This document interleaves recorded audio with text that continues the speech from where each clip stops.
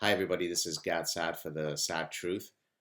Last April, I was invited to Wellesley College to speak at a venue known as the Freedom Project. And the topic of my lecture was on how the thought police regulates the free exchange of ideas. And in preparing for my lecture, I decided to delve into a recent phenomenon that is starting to make headway at several institutions of higher learning in North America. And this phenomenon is the so called trigger warnings. The idea being that there are some topics that are somewhat sensitive, that might cause some people some emotional distress.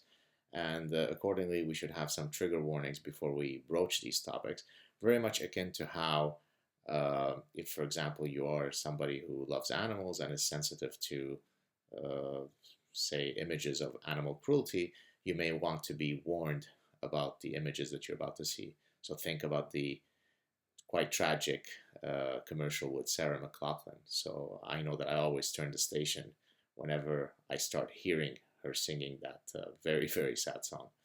And so the idea is that, well, we've got to be mindful of people's sensibilities.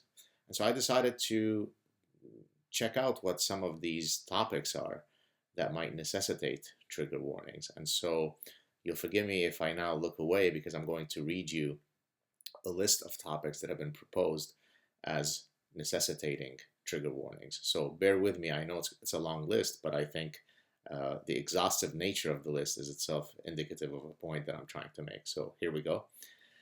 So discussions of sex, even if it's consensual sex, pregnancy, childbirth, addiction, alcohol, needles, drug use, bullying, suicide, death or dying, serious injury, sizeism, ableism, homophobia, blood, vomit, insects, snakes, spiders, slimy things, swearing, including words such as stupid or dumb, rape, abuse of various forms, physical, mental, emotional, verbal, or sexual, child abuse, descriptions or pictures of medical procedures.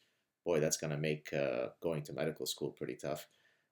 Corpses, skulls, or skeletons, discussions of various isms such as racism, classism, sexism, fatism, kidnapping, scarification, violence or warfare, including guns or knives, Nazi paraphernalia, or anything that might inspire intrusive thoughts in people with OCD.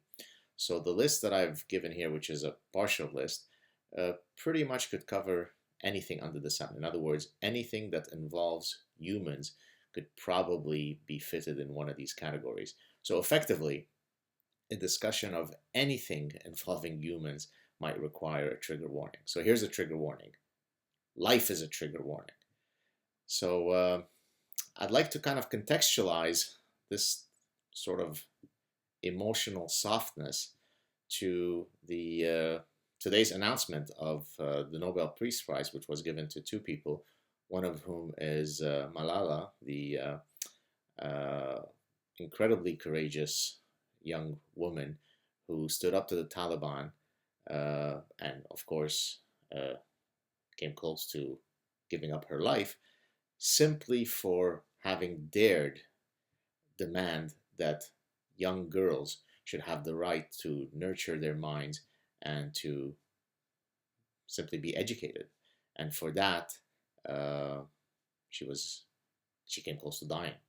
So if you imagine Malala's story and compare it to the Western uh, young person who's going to university, but who feels so emotionally fragile that they require trigger warnings prior to pretty much any topic being broached, that gives you a sense of a very regrettable aspect of having grown up in the West, or if you've only experienced the Western reality, and that is that people take uh, these freedoms for granted. So on the one hand, you have Malala, who's willing to lay her life on the line simply to give young girls the right to get an education. And then you have young men and women at elite universities in the West with all the privileges of the world who construct grievances at least to appear as though they are rebellious and they could wear their Che Guevara t-shirts. Not good. A soft society is ultimately one that is on a path to the big dark abyss. So on that not so very happy note, I wish you all a good weekend.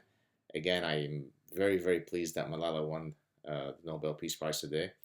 I think it speaks to the fact that more people have to speak out against global injustices. Don't just sit quietly hoping that others do it. Everybody has their part to play in the grand struggle. Have a good weekend, everybody. Ciao.